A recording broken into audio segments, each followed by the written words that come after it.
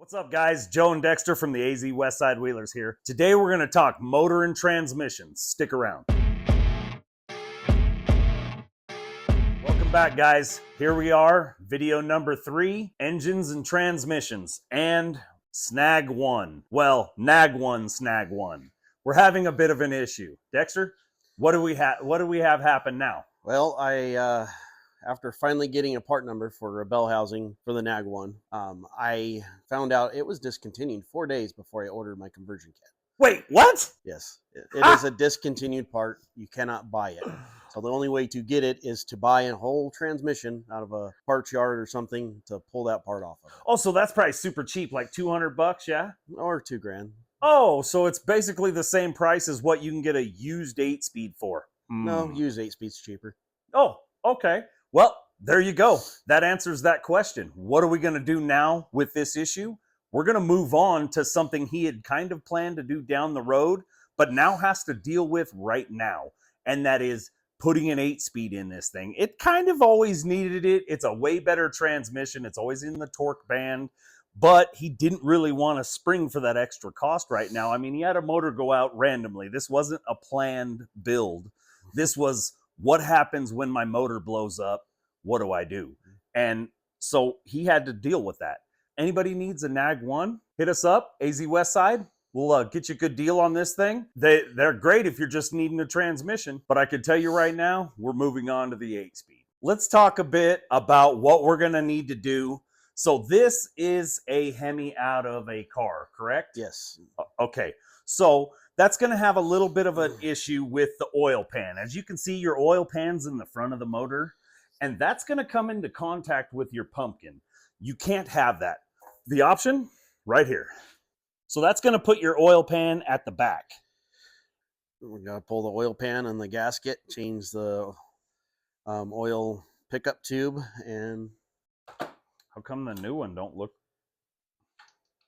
like this? Yeah. I have to get an adapter, which I have not gotten yet. Okay, because that's what I was humming about. I'm like, well, that attaches to the bell housing, clearly. Yeah. No, there's an adapter that you have to get from, I forget who, but it is not available right now. Well, yeah, because clearly this is different. There's got to be some type of adapter, because this goes straight to your transmission bell housing. What they do, Loctite them? Joe's been here. Yes. Oh, we getting the orange back out. Where's the Loctite? Has he got any red? I need some red.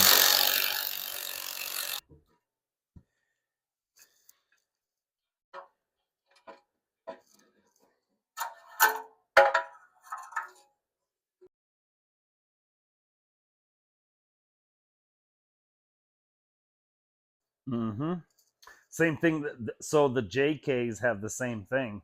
My JK, anyway.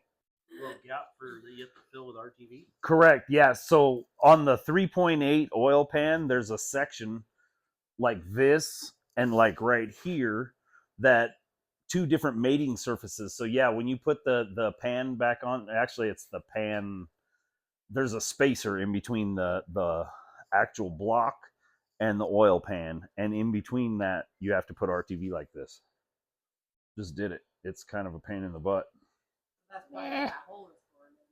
Well, yeah, there should be a spacer Meh. that will come up. It'll be fine. No, really. I mean, okay, we only off-road a little bit. That should be fine. No, that won't be fine. I will be looking into what it's going to take to put that spacer on. And just like that, next issue. So, as you can see, the pickup tube comes all the way over here now, instead of being over here. And that way, you pick up the oil from the right side of the deep part of the pan. So, but the kit did not list you need a spacer and a different bolt to go through there. So we're going to have to source that out now. It's kind of been hiccup after hiccup. Really good build list would have been great for things you needed, but it was not very detailed, and it was for a 6.4 with a nag 1. So, yeah, we're kind of winging it at this point. So I was instructed I don't need a dipstick because I already have one. So this is the old car one, and this is for the truck. I don't think I'm going to get my oil depth very well from that. No, and we found that we think it comes in on this other side. Let's bring you in over here. So we're not going to go crazy and go to knocking the plug out just yet. We're going to do a little research, but we believe this spot right here, it's going to come through right there. We think that's where the truck style dipstick goes. We're going to do some more research and make sure. So this is what it looks like on the car oil pan. As you can see, the channel looks very similar, but we think it's that little spot over there on the other one. So what do we got here, Dex? This is the oil filter relocation bracket. You missed it. There it is. Dexter's using the Loctite. It's even red. What? Hey, what you got there, Dexter? Loctite. And this is a necessity for certain bolts. A necessity for every bolt. Some bolts. Every bolt on a Jeep needs some type of Loctite. Orange is removable. It's tight. You can use it on high tensile strength. You're totally full of it. No. It is not needed on every bolt. Every bolt. The thing is, if it's a 3/8, you can bolt on a lot of the accessories, like the AC compressor. The I think even the alternator will work, depending on certain information. I'm pretty sure I'm going to end up having to get the 3/8 stuff for the PSC system to bolt to this, because I think his conversion kit is a pulley and one other thing. I don't even think it's going to bolt. I got to go get more stuff to bolt it to it. And find out what dipstick I'm supposed to have. And find out that spacer. Sure glad Killian let me borrow this, because I would be afraid to do this with the other engine stand.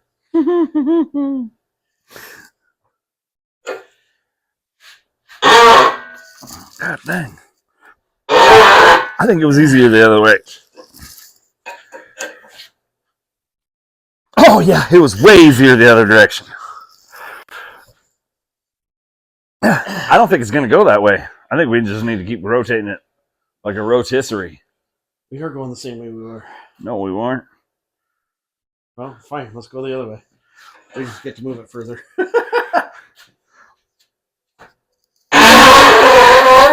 See, it's so much easier that direction. Okay, it was. You got there. Well, it's because that thing's spinning on me. Oh, that you almost have to lift up a little on it.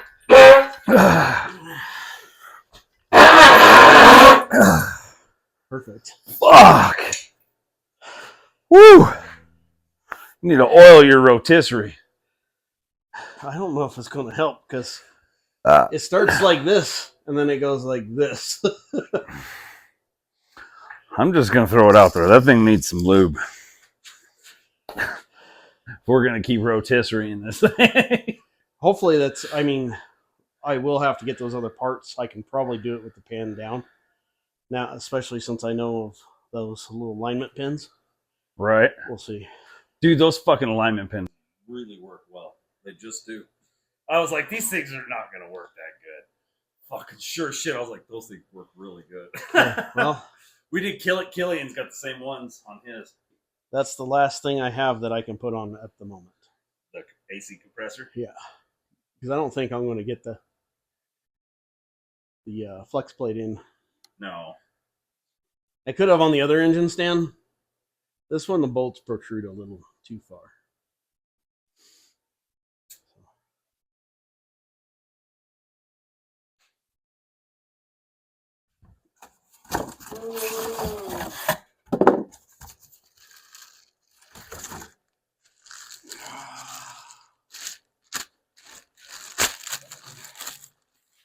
Isn't she pretty?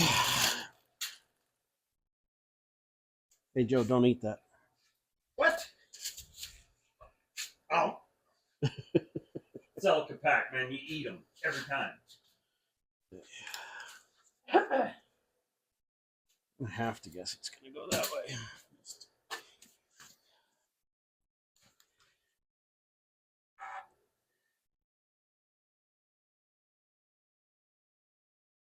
Maybe not. Wondering why you're coming over here. This guy. Yeah. I knew I had the camera set up right. So he has sent the part numbers for all of the Jeep Grand Cherokee parts, which means I need a different water pump and a different harmonic balancer. Because that pulley does not line up. Oh, I mean it's close. It's close enough. Yeah, send it. So you got to get a different harmonic balancer and a water pump. Yep. So all the part numbers he sent, and he did tell me he prefers that, but I don't have to run that. But that's all the part numbers he sends. All it does is allows more clearance to the radiator, gives you the ability to have a little more room. Basically, just need a Grand Cherokee 5.7. That is actually frowned upon using, but yes, because then it has a truck pan, it has all of the shrink in. It's actually a lot better route to go, in my opinion. But they say that's not the best option. Why? I haven't figured that part out yet. Well, if you know, leave it in the comments below. Yeah, because I don't. Okay. Let's see if I have bolts to put this thing up. These ones I didn't order.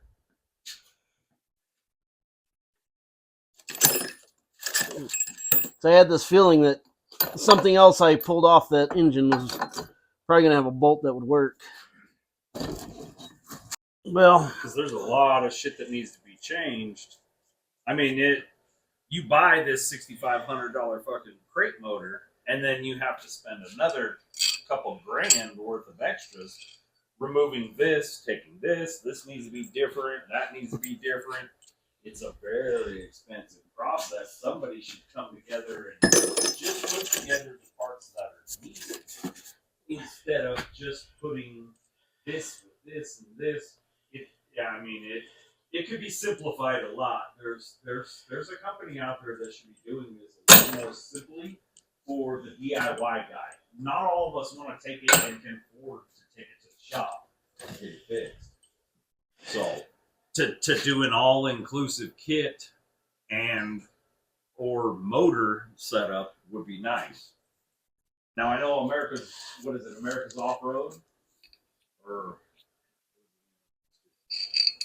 America's Most Wanted is the most America's common. Most Wanted does that, but they do more the bring your Jeep in and we'll build it for you. Them bolts ain't gonna work. It makes the pulley off. Why wouldn't they just sell a little tiny bracket that just fucking moves that out? You know what I mean?